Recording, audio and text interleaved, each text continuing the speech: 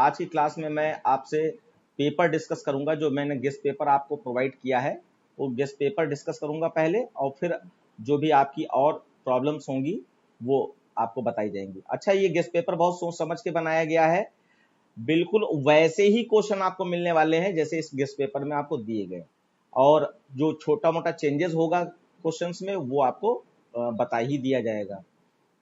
जैसे आप लोग देख पा रहे हो कि पहला क्वेश्चन यहाँ पर बुलियन लॉ से रिलेटेड है। तो बुलियन लॉ में बच्चों आप याद रखिएगा, एक क्वेश्चन आपको यहाँ पर बिल्कुल डिक्टो मिलना ही मिलना है, उसको कोई काट नहीं सकता। ऐसे मैं बोलने के लिए मजबूर हो रहा हूँ कि आपको बुलियन लॉ याद होने चाहिए। जैसे द लॉ विच स्टेट्स, अब यहाँ पे एक लॉ दिया गया है, इसमें आपको लोगों को क्या लगता है कौन सा लॉ सही है बच्चों? एसोसिएटिव लॉ है ये, x plus x y is equal to x. ये एसोसिएटिव लॉ है, डिस्ट्रीब्यूटिव लॉ है, कम्युनिकेटिव लॉ है, या एब्जॉर्प्शन लॉ है? Absorption law. बिल्कुल सही आपने आंसर दिया। तो आप समझ लीजिए ये क्वेश्चन आपका 1 नंबर आपको दिलाएगा ही दिलाएगा। अब इसमें लॉ थोड़े बहुत चेंज हो सकते हैं, तो उसका भी मैं आपको बता दूंगा कि बस इतने ही, मतलब मुश्किल से 4 से 5 लॉ ऐसे होंगे जो आपको, या मैं बता दूंगा कि इन्हीं में से आएगा। तो क्योंकि गेस्ट पेपर में एक ही दिया जा सकता था, इसीलिए मैंने ये जो इंपॉर्टेंट था मैंने दे दिया, बाकी वही 4-5 लॉ में से ही आएगा। उसके बाद देखिए दूसरा क्वेश्चन कितना फिक्स है, मतलब आप पूरे कोर्स पढ़ पाओ या ना पढ़ पाओ, लेकिन आप खाली ये जो गेस्ट पेपर में जो जो क्वेश्चन पुट किए गए हैं बस उनके सोल्यूशन को करने का तरीका आपको आना चाहिए, बस इतना ही आपसे रिक्वायरमेंट है। और वो तरीका अगर आपको सारा आता है, इसका मतलब आप आराम से 12th का पेपर बहुत अच्छा सा करके आओगे। जैसे यहाँ पे देखो ये क्वेश्चन बिल्कुल फिक्स है कि कोई एक एक्सप्रेशन दी गई होगी, उसको डुअल एक्सप्रेशन में चेंज करने के लिए कहा जाएगा। तो आपको डुअल एक्सप्रेशन बनाना का तरीका मैंने कई बार बताया है, मैं यहाँ पर हल्का सा रिपीट कर दे रहा हूँ कि जहां कहीं भी एक्सप्रेशन में प्लस हो उसको आप जो है डॉट से रिप्लेस कर दो, और जहां कहीं भी डॉट हो उसको प्लस से रिप्लेस कर दो, और जहां कहीं भी 1 हो उसको 0 कर दो, या जो 0 है उसको 1 कर दो। बस इतना ही इसका डुअल एक्सप्रेशन बनेगा। तो इसमें पहचान के बताइए, ये आपका एक्सप्रेशन दिया गया है x plus y dot 1 is equal to x plus y. कौन सा ऑप्शन सही रहेगा? Sir answer B. Answer B. तो x प्लस वाई जो है x डॉट वाई हो जाएगा, और जो डॉट था वो प्लस हो गया, और फिर आपका 1 का 0 हो गया, और यहाँ पे प्लस था वो डॉट हो गया। बिल्कुल सही। तो आपका ऑप्शन बी सही रहेगा। ठीक है, अब देखिए फिर से वही बात मैं कहूंगा, तीसरा क्वेश्चन ये भी बिल्कुल फिक्स है कि कोई एक एक्सप्रेशन होगी उसका कॉम्प्लीमेंट फाइंड करने के लिए कहा जाएगा। तो कॉम्प्लीमेंट आपका मालूम है कि कोई भी एक्सप्रेशन दी गई है, जैसे कि यहाँ पर p plus q plus r दिया गया, ऐसे कुछ भी एक्सप्रेशन हो सकती है, एक्सप्रेशन तो बदल ही सकती है। आपको क्या करना है इसका सोल्यूशन निकालने के लिए, आप पूरी एक्सप्रेशन पे होल बार लगा दो। और इसमें क्या था लॉ, इसमें था break the line change the sign, यानी कि लाइन को तोड़ो और जो साइन है वो चेंज कर दो। तो साइन हमेशा प्लस जो है डॉट हो जाएगा, और डॉट जो है प्लस हो जाएगा। तो हम अगर, और जहां जहां ये प्लस है वहीं से तोड़ना है। तो आप यहाँ पे ये आधा बार इधर आ जाएगा, फिर ये प्लस जो है डॉट हो जाएगा, आधा बार क्यू के ऊपर आ जाएगा, और फिर plus dot. Sir answer A है। बिल्कुल, अभी मैं देख के बताता हूँ। ये डॉट हो जाएगा और ये आपका आर के ऊपर भी बार लग जाएगा। तो ये आपका आंसर हो गया। अब यहाँ पे आप मैच कर सकते हैं, ये आप ऑप्शन ए बिल्कुल सही। तो यानी देखो 3 क्वेश्चन ये मैंने बता दिए, 3 क्वेश्चन आपके मिलने वाले हैं जो आपको पेपर में हर कीमत पे मिलेंगे।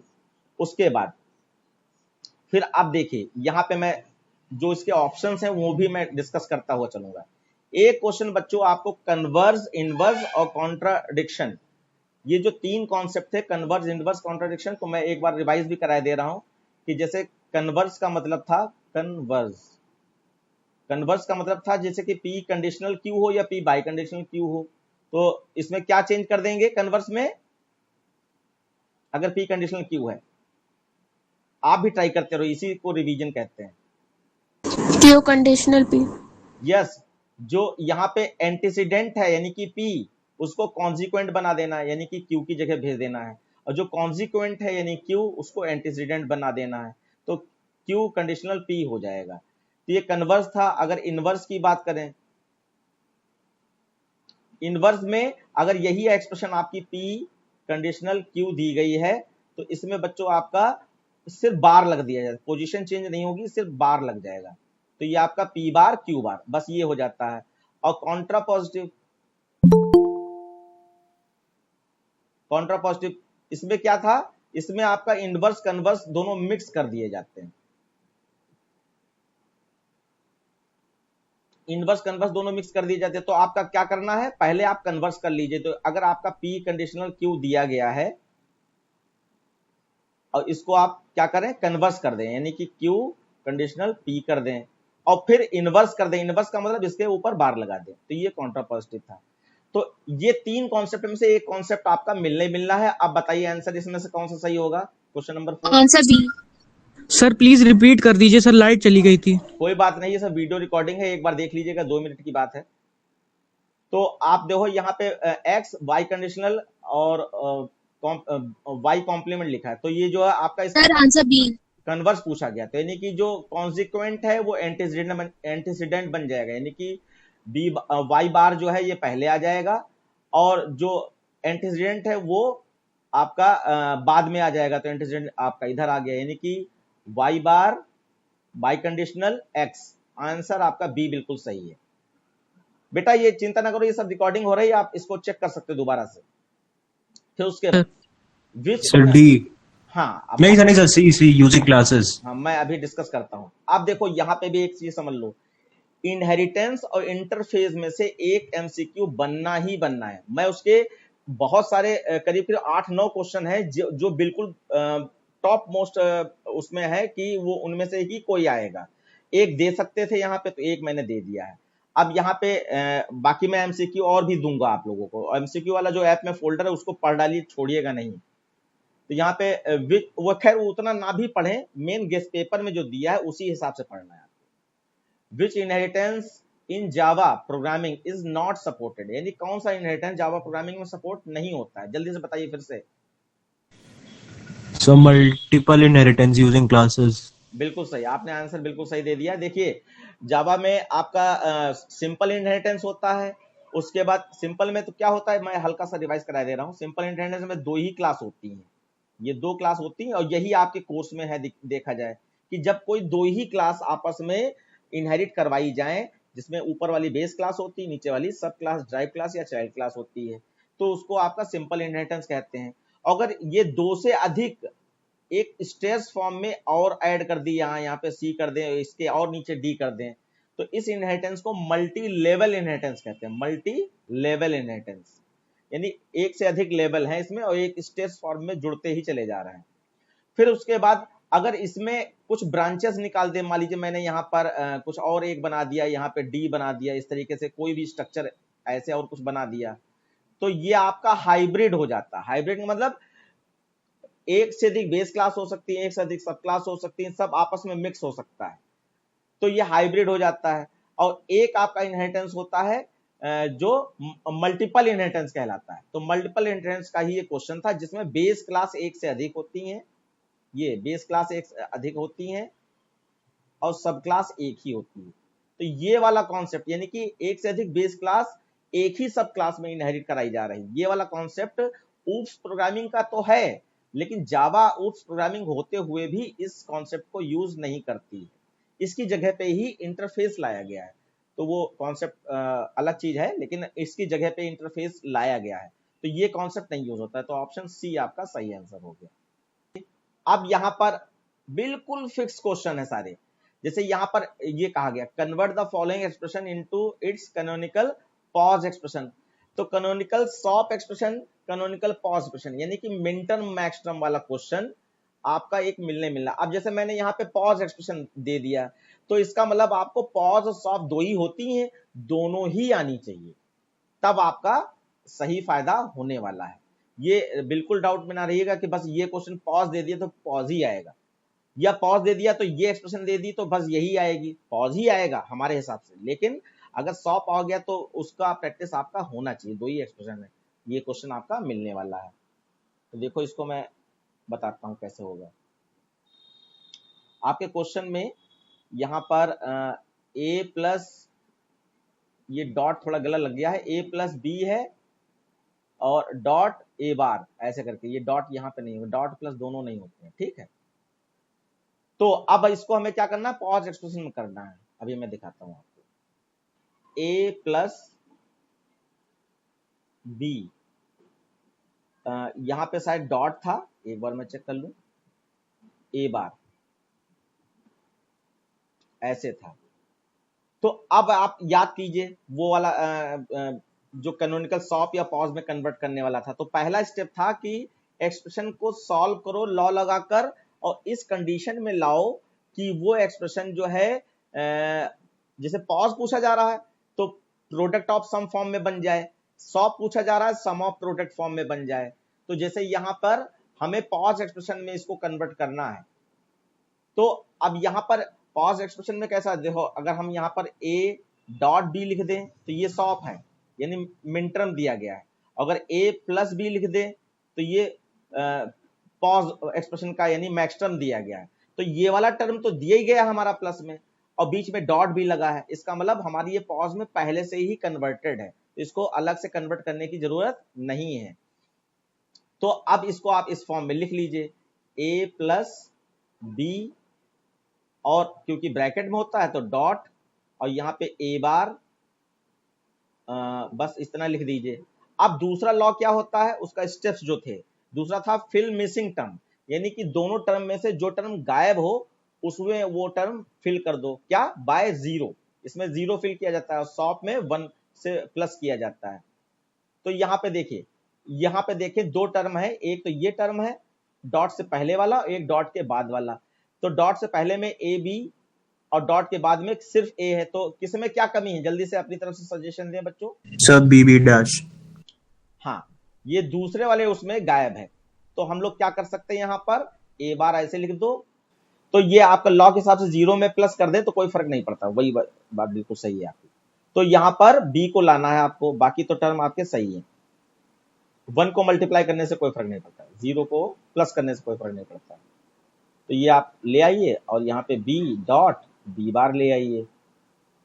अब याद रखिएगा पॉज एक्सप्रेशन में कैनोनिकल फॉर्म में कन्वर्ट करने के लिए हमेशा डिस्ट्रीब्यूटिव लॉ लगता है। तो डिस्ट्रीब्यूटिव लॉ के हिसाब से यहाँ पे ए प्लस बी, तो ऐसे ही रहेगा, यानी find the expanded form, third step था। तो एक बार डिस्ट्रीब्यूटिव लॉ में क्या है, इस टर्म को एक बार बी के साथ, एक बार को बी बार के साथ में लिख सकते हैं।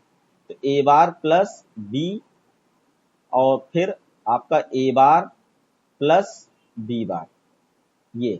उसके बाद लास्ट स्टेप क्या था, रिमूव डुप्लीकेट टर्म्स। तो डुप्लीकेट टर्म यहां कोई दिखाई पड़ रहा है बच्चों, डुप्लीकेट टर्म कोई है ही नहीं, ए प्लस बी एक ही बार है, ए बार प्लस बी एक ही बार है, ए बार प्लस बी बार एक ही बार है। इसका मतलब फाइनल आंसर आपका यही हो गया, इतना ही निकालना होता है, ये आपका आंसर हो गया। कोई कुछ किसी को क्वेश्चन करना है, कोई समझ में आ गया बच्चों? यस सर, आ गया। ठीक है, अर्थ आपके समझ में आ गया? जी सर। गुड। देखिए, तो ये आपका सॉप या पॉज करके एक क्वेश्चन आपको मिलना है, इसलिए इसकी तैयारी करके रखिएगा।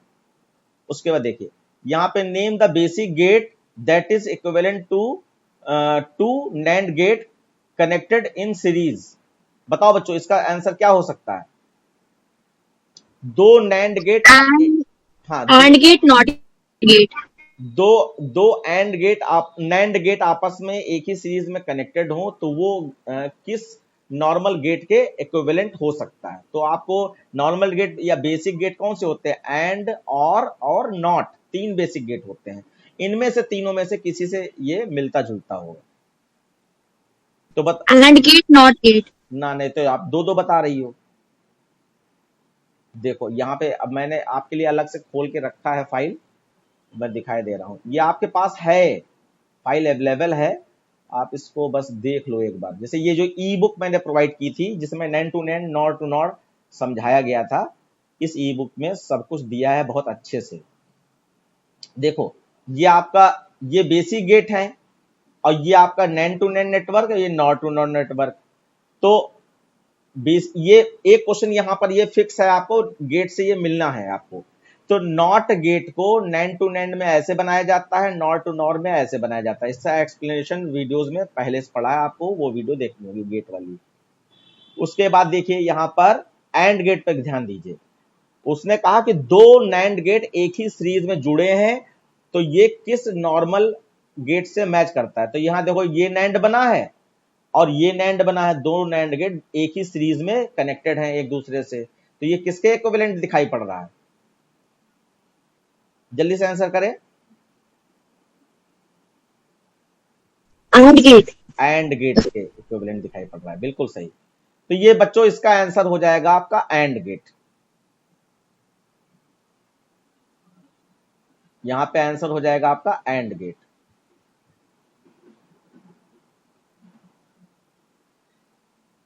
उसके बाद डिफरेंस बिटवीन, ये मैंने डिफरेंसेस थोड़े डाल दिए क्योंकि डिफरेंसेस आपका इंटरफेस के साथ ज्यादातर कुछ ना कुछ डिफरेंस मिल जाता है। तो यहां पे मैंने ये इंपॉर्टेंट लगा मुझे, तो मैंने डाल दिया कि इंप्लीमेंट और एक्सटेंड दो कीवर्ड होते हैं, इनके बीच में डिफरेंस बताइए। तो इसका मतलब सीधा सीधा आपको क्लास और इंटरफेस के बीच में डिफरेंस पूछने की कोशिश की जा रही है। दूसरा वाला भी मैंने अलग बता दिया, कुछ पॉइंट अलग हो सकते हैं, बाकी सेम होते हैं। तो चलिए इसको हम लोग समझ लेते हैं कि इनहेरिटेंस में एक्सटेंड और इंप्लीमेंट कीवर्ड हम लोग यूज करते हैं, तो इनके बीच में डिफरेंस क्या है, और ये मैं आपको प्रोवाइड भी करा दूंगा। देखिए ये एक्सटेंड है, ये इंप्लीमेंट है। तो एक्सटेंड में यहां पे खास क्या बताया गया है, आपको मैक्सिमम 3 पॉइंट लिखने हैं, ये नहीं कि 4-5 आपको आते हैं तो उसमें लिखने में जुड़े, आपको मिलना 2 ही नंबर है। तो देखिए यहां पे पहला है आपको बाय यूजिंग, ये मैं दिखा दूं, ये ऊपर वाला एक्सटेंड है, दूसरा इंप्लीमेंट है। By using extend keyword a class can inherit another class और an interface can inherit other interface. यानी एक्सटेंड में आपका एक क्लास दूसरी क्लास से जुड़ती है, एक इंटरफेस दूसरे के इंटरफेस से जोड़ा जा सकता है। लेकिन वो एक अलग चीज है कि अगर इंटरफेस आपस में जोड़ रहे हो तो एक्सटेंड लगा सकते हो, वरना इंप्लीमेंट लगाना पड़ता है। अब यहां पे देखो इंप्लीमेंट कीवर्ड में क्या है, by using implement keyword a class can implement N interface, यानी कि एक क्लास में कोई इंटरफेस जोड़ने के लिए इंप्लीमेंट कीवर्ड यूज किया जाता है, और क्लास में क्लास जोड़ना या इंटरफेस में इंटरफेस जोड़ना तो एक्सटेंड कीवर्ड यूज कर सकते हैं हम लोग, या करते हैं हम लोग।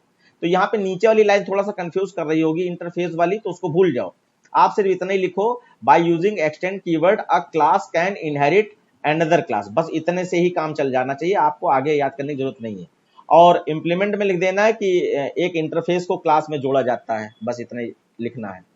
दूसरा क्लास होती है। यस, दूसरा it is not compulsory that sub class that extends a super class override all the methods in sub classes. Override का डेफिनेशन आप बच्चों याद कर लीजिए कि जैसे एक बेस क्लास है, एक सब क्लास है, तो बेस क्लास को सब क्लास में जोड़ा गया। अब ओवरराइड का मतलब यह है कि बेस क्लास में मान लीजिए वॉइड कैलकुलेट नाम का फंक्शन है, तो सब क्लास में भी वॉइड कैलकुलेट नाम का फंक्शन होना चाहिए। ये कॉन्सेप्ट आपका मेथड ओवरराइडिंग कहलाता है, जब बेस क्लास में भी उसी नाम का फंक्शन है और सब क्लास में भी बच्चों उसी नाम का फंक्शन है, तो इसको मेथड ओवरराइडिंग कहते हैं। तो यहां पर ये जब क्लासेस आपस में जोड़ी जाती हैं, तो ये कह रहे हैं ये कोई जरूरी नहीं है कि बेस क्लास में कोई ऐसा फंक्शन बनाया जाए जो सब क्लास में भी उसी नाम से फंक्शन हो, यानी मेथड ओवरराइडिंग होने की जरूरत नहीं है। बेस क्लास में हो सकता है वर्ड इनपुट है, सब क्लास में हो सकता है वर्ड एक्सेप्ट है, बेस क्लास में हो सकता है वर्ड कंप्यूट है, सब क्लास में हो सकता है वर्ड आपका कैल है, कैलकुलेट है। तो यानी नाम फंक्शन के दोनों क्लासेस के अलग अलग हो सकते हैं, मेथड ओवरराइडिंग की जरूरत नहीं है। ये बात क्लियर हो गई बच्चों, मेथड ओवरराइडिंग वाली जो बता रहा हूं मैं? Yes sir. हाँ, और इंटरफेस में क्या होता है, ये क्या कहते हैं, जब हम लोग इंप्लीमेंट कीवर्ड यूज करते हैं, तो इंप्लीमेंट कीवर्ड का यूज स्पेशली इंटरफेस को किसी क्लास में इनहेरिट करने के लिए यूज किया जाता है। तो आपको याद दिला दूं यहाँ छोटा सा कि इंटरफेस में जो इंटरफेस बनाने का तरीका है, उसमें आपका जो भी इंटरफेस में कुछ वेरिएबल डिक्लेयर किए जाते हैं फिक्स वैल्यू के साथ में, और कुछ फंक्शन के नाम बताए जाते हैं, मेथड के नाम बताए जाते हैं। तो मेथड के जो नाम बताए जाते हैं उनकी वर्किंग वहां नहीं दी जाती है, सिर्फ नाम बता के छोड़ दी जाती है। जैसे कि वॉइड कंप्यूट लिख दिया, इंटरफेस के अंदर void compute नाम का फंक्शन लिख दिया और आगे गोल वाले ब्रैकेट लगा के सेमीकोलन लगा दिया जाता है। तो उसकी डेफिनेशन कहां होती है? डेफिनेशन जिस क्लास से इंटरफेस जोड़ा जा रहा है तो उस क्लास के अंदर वो void compute नाम का फंक्शन बना होगा और उसके अंदर उसकी वर्किंग लिखी होगी। तो ये कॉन्सेप्ट कौन सा हो रहा है? मेथड ओवरराइडिंग का हो रहा है, यानी कि इंटरफेस में भी उसी नाम का मेथड है और क्लास जिसमें जोड़ा जा रहा है इंटरफेस उसमें भी उसी नाम का मेथड है। लेकिन ये मेथड ओवरराइडिंग कॉन्सेप्ट तो हो गया, लेकिन इंटरफेस में क्योंकि वर्किंग नहीं दी जाती है तो उसकी वर्किंग कहां? क्लास में दी जा सकती है या क्लास में दी जाती है। तो यहां पे कह दिया गया it is compulsory that a class implementing and interface has to implement all the methods of the interface, यानी कि जो भी इंटरफेस के अंदर मेथड डिफाइन किए गए होंगे वो सारे मेथड क्लास जिस क्लास में जोड़ा जा रहा है इंटरफेस उस क्लास में होने ही चाहिए। ये विद डेफिनेशन विद वर्किंग, ये इसका मतलब है। बाकी जनरल क्लास होगी तो उसमें आप और एक्सप्लेनेशन ले सकते हैं, हम लोग रिवाइज करेंगे। फिर देखिए तीसरा है only one super class can be extended by a class. तो आपको मालूम है जावा में सिर्फ दो ही क्लास आपस में एक साथ में एक टाइम पर जोड़ी जा सकती हैं। वही कॉन्सेप्ट आप लोग लगातार पढ़ रहे हो, प्रोग्रामिंग में भी आपने देखा होगा दो ही क्लास आपस में जोड़ने का प्रोग्राम आता है। लेकिन इंटरफेस एक से अधिक अगर हैं तो एक से अधिक इंटरफेस सब क्लास में जोड़े जा सकते हैं। जैसे कि मैं एक एग्जांपल दे दूं यहां पर हल्का सा, कि जैसे आपने इंटरफेस एक बनाया, इंटरफेस एक बनाया एक्स नाम का, ठीक है, और इसकी वर्किंग लिखी जो भी थी, और एक इंटरफेस बनाया आपने, इंटरफेस बनाया आपने वाई नाम का और इसकी भी वर्किंग लिख दी आपने, और उसके बाद आपने एक क्लास बनाई, क्लास एक्स वाई जेड। अब ये इंटरफेस इस क्लास में जोड़ने हैं तो इंप्लीमेंट कीवर्ड का यूज किया जाता है, इंप्लीमेंट्स, ठीक है। अब इंप्लीमेंट्स लिखने के बाद आप एक्स लिखिए कॉमा वाई और उसके बाद इस क्लास की जो भी वर्किंग होगी बंद कर दें। तो यहां पे ये कहा जा रहा है कि एक से अधिक इंटरफेस किसी एक ही क्लास में जोड़े जा सकते हैं। जैसे हम लोगों ने यहाँ पे दो जोड़ दिए, लेकिन जब क्लास को इनहेरिट करने की बात होती है तो अगर ऊपर एक से अधिक क्लास हैं तो वो हो सकती है, लेकिन जोड़ी एक ही क्लास जा सकती है। जैसे ऊपर अगर कोई एक क्लास भी होती, यहाँ पर इंटरफेस जगह पे ये एक क्लास का नाम होता, तो एक, और मान लीजिए ये दो क्लास होती, ये भी क्लास है एक्स नाम की और ये भी क्लास है एक्स नाम की, तो हम यहां पर एक्सटेंड कीवर्ड यूज करते, एक्सटेंड्स यूज करते। अब हम सोचते कि एक्स लिख दें कॉमा वाई, तो नहीं लिख सकते। क्लास एक, दो ही क्लास आपस में जोड़ी जा सकती है, यानी कि एक ही क्लास इनहेरिट की जा सकती है, लेकिन इंटरफेस एक से अधिक इनहेरिट किए जा सकते हैं, ये कहने का मतलब है। क्लियर हो गया बच्चों? Yes sir. तो ये 3 पॉइंट मेन हो गए, बाकी एक दो पॉइंट और भी हैं, मैं वो भी दिखाई दे रहा हूं, एक ही है। देखिए, any number of interface can be extended by interface. अगर खाली इंटरफेस को इंटरफेस से जोड़ना है तो अभी आपको ऊपर बताया गया था एक्सटेंड कीवर्ड से इंटरफेस से जोड़ा जाता है, जबकि आपके दिमाग में है एक्सटेंड कीवर्ड से सिर्फ क्लास ही जोड़ी जाती है।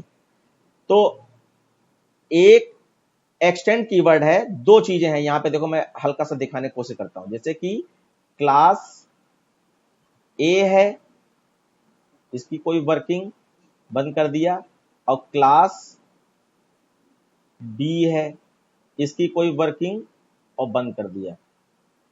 अब ऐसे इंटरफेस भी हो सकता है, इंटरफेस एक्स और वर्किंग इंटरफेस वाई।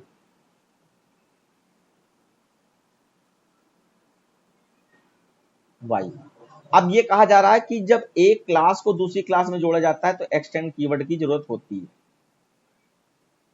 एक्सटेंड्स ए। तो ऐसे ही अगर इंटरफेस को इंटरफेस से जोड़ना हो तो इंप्लीमेंट यहां पे नहीं आएगा, यहां पे एक्सटेंड ही आएगा, वाई। और एक से अधिक इंटरफेस जोड़े जा सकते हैं, वो एक अलग बात है, ठीक है। लेकिन जो हम लोगों ने पढ़ा था उसमें सिर्फ क्लास को ही क्लास से जोड़ने के लिए एक्सटेंड कीवर्ड पढ़ा था, इंटरफेस क्लास में जोड़ने के लिए इंप्लीमेंट कीवर्ड होता है। लेकिन इंटरफेस को इंटरफेस से जोड़ना है तो एक्सटेंड कीवर्ड से ही जोड़ा जाएगा, ये नया है। समझ लिया बच्चों? Yes sir. तो यहां पे बताया गया कि एक से अधिक इंटरफेस जो है जोड़ने के लिए एक्सटेंड कीवर्ड यूज किया जाता है इंटरफेस को इंटरफेस जोड़ने के लिए। और यहां पे इंप्लीमेंट में बताया गया कि N interface can never implement any other interface, यानी कि एक इंटरफेस दूसरे इंटरफेस से जोड़ने के लिए इंप्लीमेंट कीवर्ड की जरूरत नहीं होती है, या नहीं जोड़ा जाता है, या इंप्लीमेंट भी नहीं किया जा सकता। क्यों? क्योंकि इंटरफेस के अंदर कोई वर्किंग तो होती नहीं फंक्शंस में, तो इसलिए कोई वर्किंग होने ना होने के कारण उसमें जोड़ने से कोई फायदा भी नहीं, इसलिए नहीं जोड़ा जाता है। लेकिन इंटरफेस को क्लास के साथ जोड़ोगे इंप्लीमेंट कीवर्ड का यूज करके, तो क्लास के अंदर वर्किंग दी जा सकती है। बस यही चीज है। तो ये आपका क्वेश्चन हो गया। तो चारों आपके आंसर्स आप जो है मैं अभी क्लास ओवर होने के बाद भेज दूंगा, देख लीजिएगा। इसके बाद है नेक्स्ट क्वेश्चन आपका, what is interface, how does it different from a class. मिलता जुलता क्वेश्चन है लेकिन इंपॉर्टेंट है, इसलिए मैंने दिया। What is interface. अब यहां पे इंटरफेस के बारे में थोड़ा सा समझ लेते हैं। इंटरफेस क्लास के बारे में बताया जा रहा है, क्लास और इंटरफेस। तो ये रियल में क्लास का मतलब वो एक्स वाई जेड से मतलब नहीं है। क्लास का मतलब क्लास कीवर्ड की बात हो रही है, और इंटरफेस का मतलब इंटरफेस कीवर्ड की बात हो रही है। इंटरफेस बनाने के लिए इंटरफेस कीवर्ड की जरूरत होती है, और एक क्लास डिक्लेयर करने के लिए क्लास कीवर्ड की जरूरत होती है। तो उसके बीच में डिफरेंस यहाँ पे दिखाया जा रहा है। द कीवर्ड, क्लास के बारे में बताया जा रहा है। The keyword used to create a class is class. किसी क्लास को क्रिएट करने के लिए, किसी एक नई क्लास को बनाने के लिए क्लास कीवर्ड का यूज किया जाता है। ऐसे the keyword use to create an interface, किसी इंटरफेस को बनाने के लिए एक इंटरफेस कीवर्ड का यूज किया जाता है। फिर उसके बाद a class can be instantiated, that is object of a class can be created. जब क्लास को इनिशियलाइज करना होता है तो क्लास के ऑब्जेक्ट के द्वारा क्लास को इनिशियलाइज करना होता है। जब किसी क्लास को इनिशियलाइज करना होता है, यानी क्लास के अंदर कितने वेरिएबल हैं उनकी मेमोरी बनाना, और कौन से फंक्शन है उनको एग्जीक्यूट करवाना, तो उसके लिए एक ऑब्जेक्ट बनाना पड़ता है आपको क्लास का, ठीक है, तब आप सब कर पाते हो। और इंटरफेस के केस में क्या है, N interface can not be initiated, that is object can not be created. यानी कि अगर इंटरफेस बना रहे हो तो इंटरफेस तो क्लास में ही जोड़ा जाता है, तो क्लास के ऑब्जेक्ट से वो सारा काम करवाया जा सकता है। लेकिन खाली इंटरफेस अगर आपने बनाया तो उसका कोई भी ऑब्जेक्ट बनाने की जरूरत नहीं होती, यानी उसको वो वर्कलेस होगा, उसकी कोई वर्किंग दिखा नहीं पाओगे, या उसकी जरूरत नहीं होती। और क्लास की वर्किंग दिखाने के लिए एक ऑब्जेक्ट की जरूरत होती ही होती है। फिर class does not support multiple inheritance. देखो एमसीक्यू वाला क्वेश्चन यहाँ पे आ गया। तो क्लास में मल्टीपल इनहेरिटेंस यानी एक से अधिक बेस क्लास सब क्लास में जोड़ना पॉसिबल नहीं है, ये जावा के कॉन्सेप्ट के हिसाब से, वैसे तो है। और इंटरफेस एक से अधिक जोड़े जा सकते हैं, यानी मल्टीपल इनहेरिटेंस में इंटरफेस, यानी इंटरफेस एक से अधिक जोड़े जा सकते हैं क्लास में, लेकिन एक क्लास में ही जोड़ी जा सकती है। एक से अधिक बेस क्लास एक सब क्लास में नहीं जोड़ी जा सकती है। ये वाला पॉइंट दोनों में मिलता जुलता है। और फिर it can be inherit another class, ठीक है। और यहां पर इट कैन नॉट, क्लास के बारे में बताया जा रहा है कि एक क्लास दूसरी क्लास में जोड़ी जा सकती है, और it can not inherit a class. और इसके बारे में बताया जा रहा है, ये जो आपका इंटरफेस कीवर्ड के बारे में बताया जा रहा है कि इंटरफेस कीवर्ड में कोई क्लास जोड़ी नहीं जा सकती, लेकिन एक क्लास में एक क्लास इनहेरिट करवाई जा सकती है। फिर उसके बाद it can be inherited by another class using keyword extend, यानी क्लास को क्लास से जोड़ने के लिए एक्सटेंड कीवर्ड की जरूरत होती है। ऐसे ही इंटरफेस को किसी क्लास, इंटरफेस में तो नहीं जोड़ा सकता, लेकिन इंटरफेस को किसी क्लास में जोड़ा जा सकता है, तो इनहेरिट कराया जा सकता है, तो उसके लिए इंप्लीमेंट कीवर्ड की जरूरत होती है, ठीक। ये इंप्लीमेंट कीवर्ड आप याद रखिएगा। It can be inherited by a class by using keyword implements, and it can be inherited by a interface using keyword extend। यानी इंटरफेस को इंटरफेस से जोड़ना है तो एक्सटेंड कीवर्ड की जरूरत पड़ेगी, और इंटरफेस को क्लास से जोड़ना है, इनहेरिट कराना है, तो इंप्लीमेंट कीवर्ड की जरूरत पड़ेगी। बच्चों क्लियर हो गया? Yes sir. चलिए बहुत अच्छी बात। तो उसके बाद नेक्स्ट क्वेश्चन देखिए, व्हाट इज लास्ट क्वेश्चन मैंने ये एक्स्ट्रा में चांस के लिए डाल दिया है, वरना यहाँ पर उसके हिसाब से मिड टर्म मैक्स टर्म का क्वेश्चन आना चाहिए कुछ जो स्पेसिफिक पेपर, लेकिन लिंक लिस्ट एक टॉपिक आपका है, उससे रिलेटेड कुछ ना कुछ क्वेश्चन होना चाहिए कि व्हाट इज लिंक लिस्ट। तो इस तरीके से लिंक लिस्ट क्योंकि डेटा स्ट्रक्चर का पार्ट है तो ये क्वेश्चन आ चुका है बोर्ड में, इसलिए मैंने यहाँ पर इस क्वेश्चन को डाला है। बाकी और उससे रिलेटेड जो क्वेश्चन होंगे वो मैं आपको बताऊंगा। जैसे कि what is data structure, what are different type of data structure. तो इसको देख लीजिए, डेटा स्ट्रक्चर क्या है और डिफरेंट टाइप के डेटा स्ट्रक्चर कौन कौन से होते हैं। तो यहाँ पे स्ट्रक्चर मैं पहले ही दिखाई दे रहा हूं कि देखिए डेटा स्ट्रक्चर है क्या। डेटा स्ट्रक्चर एक स्टोरेज प्रोवाइड करता है डेटा को स्टोर करने का। अब डेटा डिफरेंट टाइप का होता है तो इसका मतलब स्ट्रक्चर भी उसका डिफरेंट टाइप का हो सकता है। तो इसे डिफरेंट डिफरेंट टाइप के डेटा के को स्टोर करने के लिए जो अलग अलग स्ट्रक्चर बनाए गए हैं उसी को डेटा स्ट्रक्चर यहाँ पर कहा जा रहा है।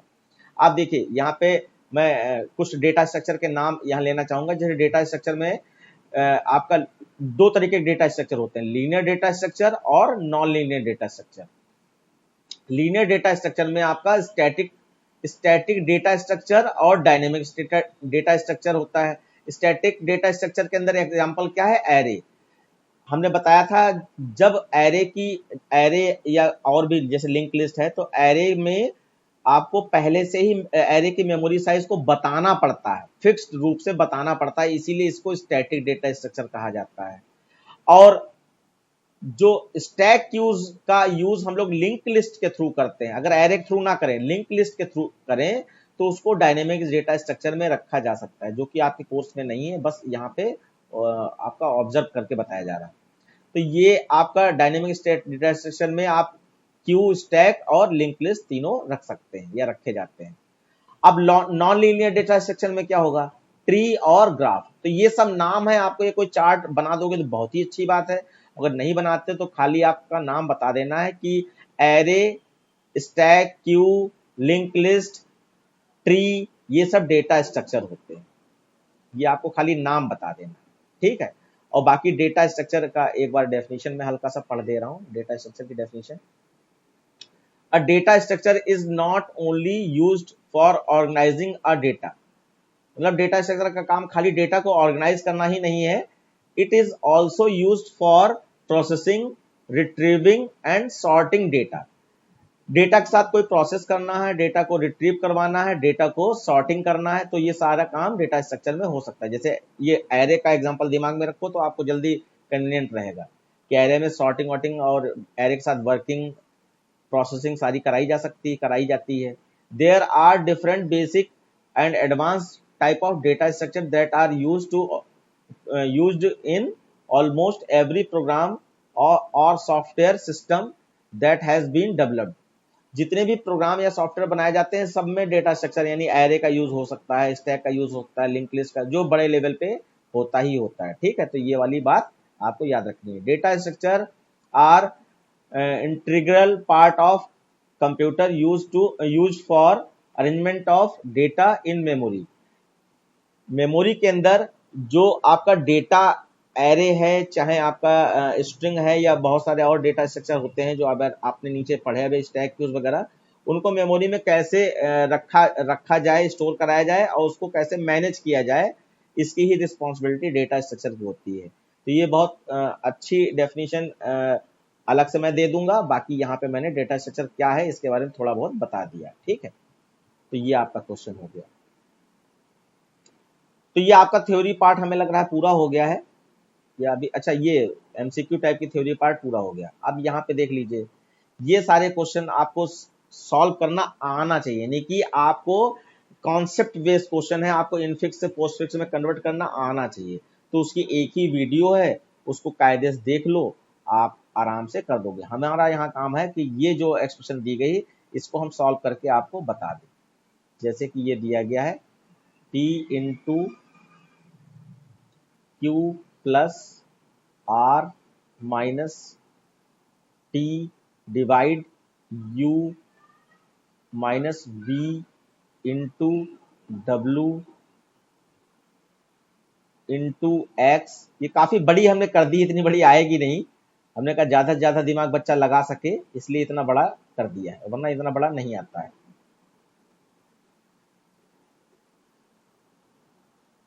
ठीक है, ये एक्सप्रेशन है। देखिए मैं इसको आपके सामने सॉल्व करके दिखा रहा हूं। सबसे पहले आपको ब्रैकेट्स डिसाइड कर लेना चाहिए कि ब्रैकेट कहां से कहां तक है। तो इंटरनल ब्रैकेट देख लीजिए, ये वाला ब्रैकेट जो है यहां शुरू हुआ और यहां पे पूरा हुआ है, और ये वाला ब्रैकेट जो है यहां शुरू हुआ यहां पूरा हुआ है, बाकी कोई चीज ब्रैकेट में नहीं है।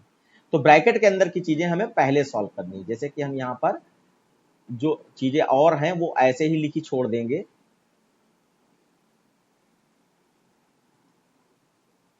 ये P इंटू ये बाहर वाला ब्रैकेट ऐसे ही छोड़ दीजिए, Q प्लस R माइनस, अब अंदर वाला ब्रैकेट देखिए, डिवाइड है, माइनस है और मल्टीप्लाई है, तो बॉडमॉस रूल के हिसाब से इसमें चल सकते हैं, और जो मैंने 10th में एक्सप्रेशन को सॉल्व करने वाला रूल बताया था उसके हिसाब से भी चल सकते हैं। लगभग मिलते जुलता है, 1-2% अलग हो सकता है। मैं कहूंगा यहाँ पे बॉडमॉस के हिसाब से ही आप सॉल्व कर दीजिए। तो देखिए इसमें डिवाइड और मल्टीप्लाई दोनों साइन बड़े हैं, तो पहले डिवाइड सॉल्व होना चाहिए, मल्टीप्लाई सॉल्व होना चाहिए बच्चों। डिवाइड। ठीक है, तो आप यहाँ पे इनफिक्स से पोस्टफिक्स में कन्वर्ट करना है ना, तो यानी कि जो भी साइन है जिस अल्फाबेट से पहले दिया उस अल्फाबेट के बाद ले जाओ। तो यानी यहाँ पर T, और जब डिवाइड उधर चला जाएगा तो ये डिवाइड डिवाइड यहां से हट जाएगा, हाँ यहाँ पे U आ जाएगा और उसके बाद डिवाइड आ जाएगा।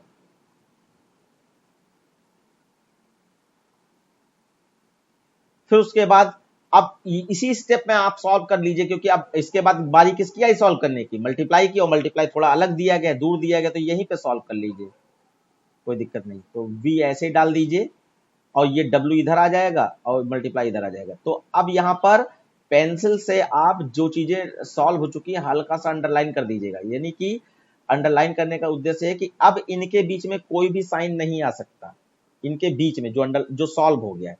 तो अभी क्या नहीं सॉल्व हुआ, माइनस नहीं सॉल्व हुआ है, बाकी सब ऐसे उतार दिया जाएगा। और ब्रैकेट तभी खोलिएगा जब पूरा सॉल्व हो जाए, अदरवाइज ब्रैकेट ना खोलिएगा।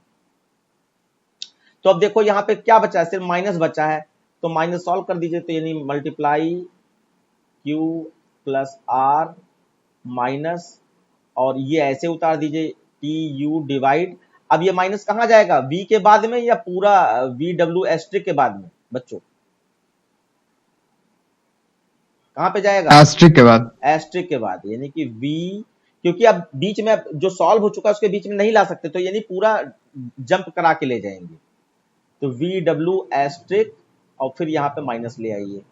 अब देखिए अब ये पूरा सॉल्व हो गया, तो इसका मतलब अब हम यहाँ से इस ब्रैकेट को पहले ही हटा देना चाहिए था, क्योंकि लास्ट टाइम हम सॉल्व कर रहे थे, तो ये पूरा सॉल्व हो गया, तो ये ब्रैकेट हट जाएगा बच्चों, ये ब्रैकेट हट गया।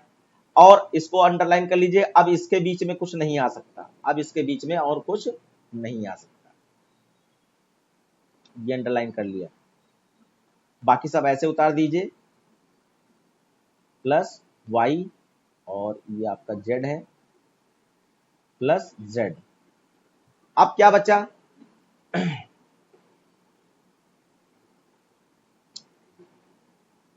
अब देखिए, अब इस ब्रैकेट में ये प्लस है, ये माइनस है, ये और आपका ये मल्टीप्लाई है, तो इसका मतलब मल्टीप्लाई पहले सॉल्व होगा, यानी कि P इंटू ऐसे छोड़ दीजिए Q प्लस R माइनस, और बाकी ये सब फिक्स हो चुका है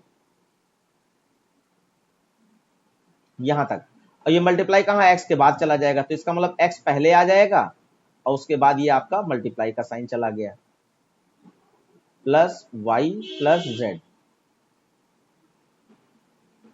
उसके बाद अब देखिए, अब आपका खाली प्लस माइनस बचा है, तो बॉडमॉस के हिसाब से पहले कौन सॉल्व करोगे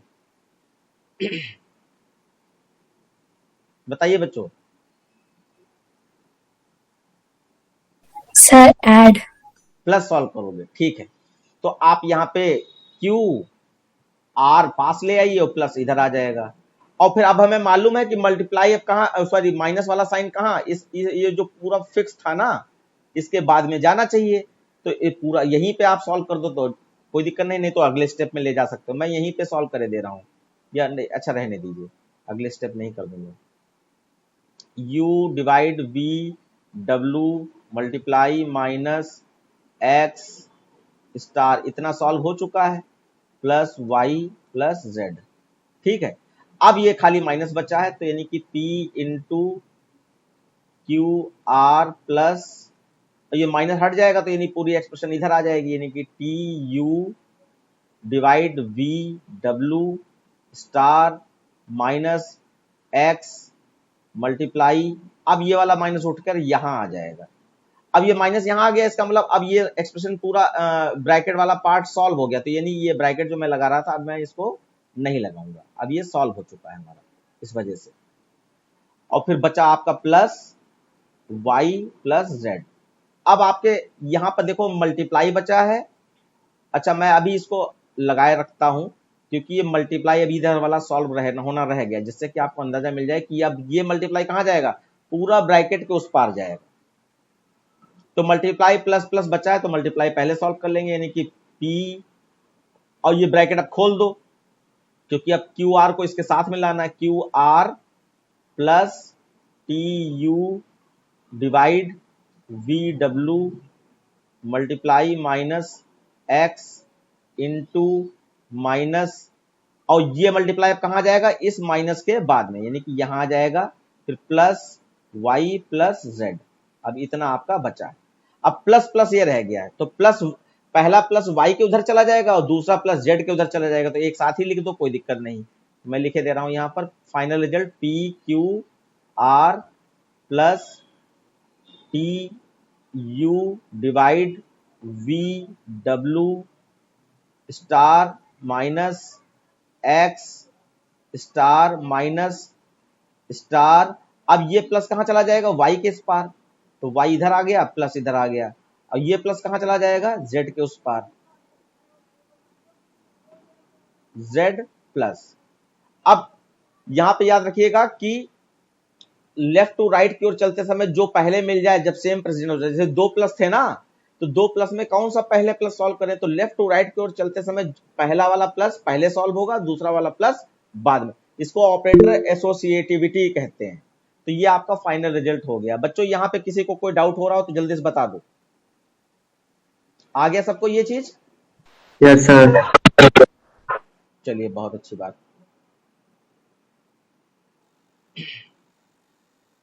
फिर उसके बाद अब देखिए ये वाला मैं जो कह रहा था ना कि इसमें सब कुछ फिक्स है, बिल्कुल थ्योरी पार्ट में तो बिल्कुल फिक्स है। तो देखो ये क्वेश्चन आना ही आना है, आपका 2D एरे एड्रेस कैलकुलेशन का क्वेश्चन आना ही आना है। तो एक बार आपको कायदे से उस चीज को पढ़ लेना, 2 नंबर का सवाल है, 2 मार्क्स में आएगा। तो देखो इसमें आपका कहा गया ईच एलिमेंट ऑफ, ये 2D array memory address calculation का है, each element of array A 2010 requires 4 byte of storage if the base address of x or 1 is 5000 and the address 3 or 6 is 1080, determine the value of x। ये जो x है इसकी value पूछी गई, where the array is stored in row measure wise। बच्चों याद रखिएगा 2D array के मेमोरी एड्रेस कैलकुलेशन का जो फॉर्मूला है वो दोनों का अलग अलग आपका पहले स्टेप में याद होना चाहिए। दूसरा स्टेप आपका ये होना चाहिए कि आपको फॉर्मूले में जो जो टर्म्स दिए गए हैं वो टर्म्स क्वेश्चन में कहां कहां पे पाए जा रहे हैं इसका समझने का प्रैक्टिस होना चाहिए, ठीक है। और फिर तीसरा है मैथ कैलकुलेशन करना सही तरीके से आना चाहिए। अब इस क्वेश्चन को रखने का मतलब यह है कि 2D एरे का एक क्वेश्चन आना है, ना कि यही आ जाए। अब ये टफ वाला हमने रख दिया कि जिससे टफ से टफ चीज आपको समझा दें कि अब एक्स गायब कर दिया गया, बाकी जो है आएगा कोई छोटा ही। और ज्यादातर हम बच्चों एक चीज और बता दें आपको कि रो मेजर और कॉलम मेजर 2 हैं, तो यहाँ पे 2 चीजें डिस्क्लोज कर रहे हैं यहाँ पर। एक, ये जब एड्रेस मेमोरी एड्रेस कैलकुलेशन का क्वेश्चन आएगा तो ज्यादातर ये कॉलम मेजर वाइज में ही आएगा, बीच बीच में रो मेजर वाइज पूछ दिया जाता है, लेकिन हमेशा ये कॉलम मेजर वाइज ही आएगा। बिल्कुल वैसे ही जैसे कि स्टैक क्यूज में से 2 क्वेश्चन में से कोई एक क्वेश्चन आना होता है, तो ज्यादातर क्यू ही आता है, बीच बीच में स्टैक कभी कभार पूछ दिया जाता है। तो यानी कि आपको कॉलम मेजर वाइज का बहुत अच्छा प्रैक्टिस होना चाहिए, ऐसे ही क्यू का बहुत अच्छा प्रैक्टिस होना चाहिए। बाकी ऑप्शन में आपको दोनों लेके चलना पड़ेगा, रो मेजर वाइज भी आना चाहिए। तो देखिए ये रो मेजर वाइज का मैं फॉर्मूला एक बार लिख दे रहा हूं। जैसे ये ए है तो ए और स्क्वायर ब्रैकेट स्टार्ट किया और बंद किया is equal to B plus W और ब्रैकेट स्टार्ट किया। और यहाँ पे जब रो मेजर वाइज है तो उसमें नंबर ऑफ क्या चाहिए होता है, रो या कॉलम? बच्चों बताइए, रो मेजर वाइज में नंबर ऑफ रो चाहिए होती है, नंबर ऑफ कॉलम चाहिए होते हैं? उल्टा होता है। आई थिंक नहीं याद रह गया होगा क्योंकि काफी उलझन चल रही है आप लोगों को मैथ साइंस फिजिक्स के चक्कर में। मैं बता दे रहा हूं, अगर रो मेजर वाइज क्वेश्चन है तो नंबर ऑफ कॉलम चाहिए होते, तो यहाँ पे आप सी लिख लीजिए, एनसी लिख दीजिए, नंबर ऑफ कॉलम कोई भी नाम हो सकता है। फिर यहाँ पे आई माइनस एल आर और फिर प्लस और जे माइनस एल सी, ये रहता है आपका। बंद कर दीजिए। अब आपको यहां पर फाइंड आउट करना है इस क्वेश्चन के अंदर कि क्या क्या दिया है, उसके हिसाब से कैसे कैसे निकालें। तो देखिए ये आपका नंबर ऑफ रो है, हमें क्या चाहिए, नंबर ऑफ कॉलम चाहिए, तो हम एनसी निकाल लेंगे पहले, एनसी। तो ये नंबर ऑफ रो है 20 और ये 10 नंबर ऑफ कॉलम है, जो सबसे बड़ा वाला एरे का नंबर दिया होता है। तो एनसी हमारा यहाँ पे 10 है। फिर डब्लू हमारा यहाँ पर 4 बाइट, ये 4 बाइट जो है ये डब्लू है। उसके बाद यहाँ पे 3 तरीके के एरे मैक्सिमम दिए जा सकते हैं, वैसे 2 तरीके होते हैं, तीन जगह पे एरे दिया जा सकता है। तो ये जो सबसे जिसमें बड़ी वैल्यू लिखी होती है, सबसे बड़ी वैल्यू, ये रो कॉलम होता है। और जिसमें सबसे छोटी वैल्यू लिखी होती है एरे में, वो LR और LC होता है, LR और LC होता है। और जिसमें मीडियम वैल्यू लिखी होती है वो I और J होता है। बस इतना याद रखना है, सबसे बड़ी वाली value number of row number of column है, सबसे छोटी वाली वैल्यू LR LC है, और मीडियम वैल्यू I और J होता है। यही खाली फंडामेंटल आपको याद रखना है। तो हमें यहां पर देखिए क्या क्या चाहिए, हमें यहाँ पे W मिल चुका है, अब B चाहिए, बेस एड्रेस। तो बेस एड्रेस में अगर 2 बड़ी बड़ी वैल्यू दी गई, जैसे कि ये आपका 5000 दिया गया है और यहाँ पर 1080 दिया गया है, तो दोनों बड़ी वैल्यू में जो दोनों बड़ी बड़ी वाली जो वैल्यू में जो छोटी वैल्यू है वो बेस एड्रेस होती है। तो यानी कि 1080, और वैसे भी लिखा भी है बेस एड्रेस, इसी को कहा जाए, नहीं यहाँ पर एक मिनट, बेस एड्रेस ऑफ ये इज ये, वो मैंने एक्चुअली यहाँ पे किसी क्वेश्चन में थोड़ा बहुत परिवर्तन करके ये बना दिया है। वरना नॉर्मली क्या होता है, जो बेस एड्रेस होता है वो दोनों बड़ी वैल्यू में छोटी वाली वैल्यू बेस एड्रेस होती है। अब हमें फिलहाल यहाँ पर बेस एड्रेस यही लेना पड़ेगा, क्योंकि ये तो साफ साफ लिखा है बेस एड्रेस ऑफ ये इज ये। तो बेस एड्रेस में ये ज्यादातर लिखा होता है, कभी कभार छुपा होता है, उसके लिए मैं ट्रिक बता रहा था। और जो दूसरी वाली वैल्यू होती है वो इसकी होती है, ये जो इक्वल साइन से पहले ए दिया गया है। फिर अब हमें क्या चाहिए, अब हमें यहां पर LR और LC चाहिए। तो LR आपका गायब है, यानी कि ये X फॉर्म में दिया है, ये गायब है। और LC आपका यहाँ पे 1 है, जो कि ये बताया था। और फिर I चाहिए, तो I आपका यहाँ पर I आपका 3 है और J आपका 6 है। ठीक है, सारी वैल्यू हम लोग लिख दी। और ये वाली वैल्यू क्या है, ये A स्क्वायर ब्रैकेट ये वाली वैल्यू है। ठीक है, तो ये आपका हो गई सारी वैल्यू। अब मैं इसको सॉल्व करके आपको दिखाई दे रहा हूं, जो दिया था उसको खाली हमें याद रखना है। 1008 जो है IJ है, 1080 है, सॉरी। तो देखिए कैलकुलेशन जल्दी से सही करवा लीजिएगा, मैथ हमारी भी वीक है। 1080, हाँ 1080 ये दे दिया, इक्वल साइन, बेस एड्रेस हमारा 5000 है, इसको रख दिया। फिर प्लस W हमारा 4 है, और उसके बाद नंबर ऑफ कॉलम हमारे 10 है। फिर ब्रैकेट में I हमारा यहाँ पर 3 है, माइनस LR हमारा यहाँ पर X है, जिसको फाइंड आउट करना है। और प्लस जे हमारा यहाँ पे 6 है और माइनस एलसी हमारा यहाँ पर 1 है। ये हो गया। मैं यहाँ पे कैलकुलेशन के लिए थोड़ा सा कैलकुलेटर भी खोल ले रहा हूँ।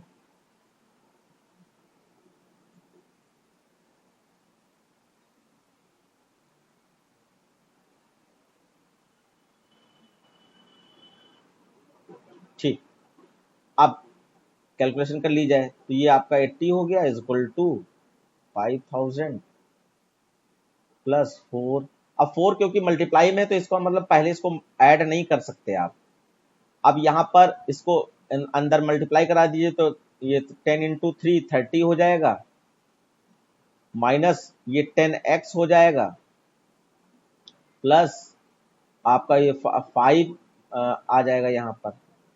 फिर उसके बाद अब इसमें और क्या सॉल्व हो सकता है, बस इतने सॉल्व हो सकता था। अब ये आपका 4 को मल्टीप्लाई करा दीजिए यहाँ पर अंदर, क्योंकि 30 माइनस ये तो सॉल्व होगा नहीं, तो 4 जब मल्टीप्लाई होगा तो ये ब्रैकेट के बाहर दिया ही नहीं, पूरे के साथ मल्टीप्लाई होगा। ठीक है, ये ब्रैकेट मैं यहाँ से हटा दे रहा हूँ तो और क्लियर हो जाएगा। ये 4 पूरे ब्रैकेट से मल्टीप्लाई होगा।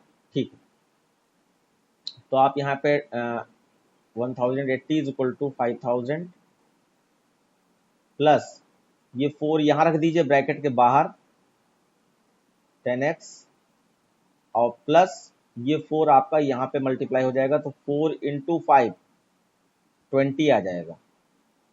अब इसके बाद 4 को फिर से मल्टीप्लाई करा दीजिए,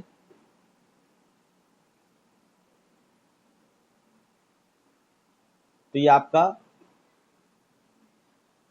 120 हो जाएगा, माइनस और यहाँ पे आपका 40x हो जाएगा प्लस 20। उसके बाद अब आप यहाँ पे कैलकुलेशन ये जो और बची है इसको कर लीजिए। अब ये 80 इज इक्वल टू ये आपका 120 प्लस में है और ये 20 भी प्लस में है, तो इनको ऐड कर लें तो 150 हो जाएगा। 150 को इसमें ऐड कर दें तो ये आपका 5140 हो जाएगा। प्लस मैंने इन तीनों को ऐड किया है, गलती हो तो बता देना, मैथ हमारे बता दिया मैंने कमजोर है। ठीक है ना बच्चों। उसके बाद आपका ये 40x हो गया, 40x। फिर अब आप क्या करें कि ये आप जो हाँ इतना है। अब बताइए माइनस 40x होगा। माइनस 40x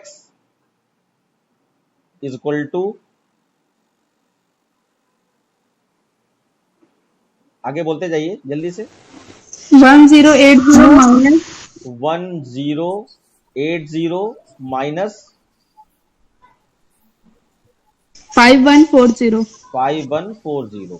ठीक है, अब इसको सॉल्व कीजिए। Minus 40x is equal to ये कितना आया था, माइनस 4060। माइनस 4060 आया था। ये माइनस माइनस कट जाएगा क्या? Yes sir. तो अब यहाँ पे x इज इक्वल टू लिख सकते हैं डायरेक्ट क्या, x इज इक्वल टू और 101.5 4060 डिवाइडेड बाई 40, और ये दोनों माइनस में है तो माइनस माइनस कैंसिल हो जाएगा, है ना। Yes sir. अब इसको डिवाइड कर दें कितना आया, 101.5। 101.5। तो अब हम लोग क्या करेंगे बच्चों, पॉइंट वाली वैल्यू नहीं लेंगे यहाँ पर, ये आपका राउंड ऑफ करके वैल्यू लिख दी जाती है। तो 5 दिया है तो 5 से 9 के बीच में अगर है तो राउंड ऑफ कर सकते हैं ना, तो 102 लिख सकते हैं इसको, आप इतना लिखिएगा। लेकिन मैं एक मिनट रुक के ये चीज याद दिलाना चाहता हूं। मैंने कहा कि ये डेटा बनाते समय मैंने सिर्फ वैल्यू बदल दी थी, इसका आंसर निकाल के नहीं देखा था। तो ये आंसर बिल्कुल सही निकला है, लेकिन ये LR की वैल्यू हो ही नहीं सकती, क्योंकि LR की वैल्यू हमेशा 0 1 ही होती है। तो ये क्वेश्चन सॉल्व करके अगर मैंने देख लिया होता पहले तो बिल्कुल वैसा ही आता, ये किसी बोर्ड के क्वेश्चन में थोड़ा सा चेंजेस करके मैंने दे दिया था, लेकिन आपने प्रोसेस जो देखी वो बिल्कुल सही है और ऐसे ही आपका आने वाला है। और ये एक टफ चीज थी कि LRLC की जगह वाली चीज गायब कर दी गई, तो कैसे सॉल्व करें, तो इसलिए मैंने ये टफ क्वेश्चन आपके सामने रख दिया। वरना ये बिल्कुल सिंपल क्वेश्चन जैसे होता है वैसे आएगा, कहीं कोई दिक्कत वाली बात नहीं। एक ही वीडियो में मैंने ये सारी चीजें आपको लगभग समझा दी हैं। कहीं किसी को कोई डर तो नहीं लग रहा है इस क्वेश्चन से? बच्चों जल्दी से बताओ, इसको देख के डर गए हो? क्योंकि LRLC इस टाइप का नहीं आएगा बिल्कुल भी, ठीक है, वो आएगा 0 या 1 या 2 ऐसे करके छोटी सी वैल्यू आएगी। लेकिन क्योंकि मैंने इसको 5000 रख दिया है, इस वजह से ये डिस्टरबेंस हो गया। खैर कोई बात नहीं, आपका बस उद्देश्य मेरा यही था कि ये क्वेश्चन आपको करना आना चाहिए। चलिए मैं आगे देख लेता हूँ, कितना टाइम हो गया। टाइम का भी ख्याल रखना है हम लोगों को, क्योंकि हमारे पास टाइम आगे जो भी होगा उसमें हम कंसीडर कर लेंगे। और थोड़ा सा देख लेते हैं, जो छोटे मोटे क्वेश्चन हो उनको देख लिया जाए। ये पेपर लगभग 3 या 4 क्लासेस में जाएगा हमें लग रहा है, ठीक है। तो अब ये इस क्वेश्चन से आगे का मैं अगली क्लास में रखूं बच्चों? Yes sir. हाँ, तब तक आप अपनी प्रैक्टिस करते रहिए। तो ये इस क्वेश्चन से आगे का अगली क्लास में मैं रखूंगा। और ये पेपर जो बनाया है बहुत इंपॉर्टेंट है, बिल्कुल ऐसा ही सब मिलने वाला है, ज्यादा कंफ्यूज होने की जरूरत नहीं। जितना हम कह रहे हैं बस उतना ही करते जाओ और आप देखना सबका 100 आउट ऑफ 100 या 90 अब तो होगा ही होगा।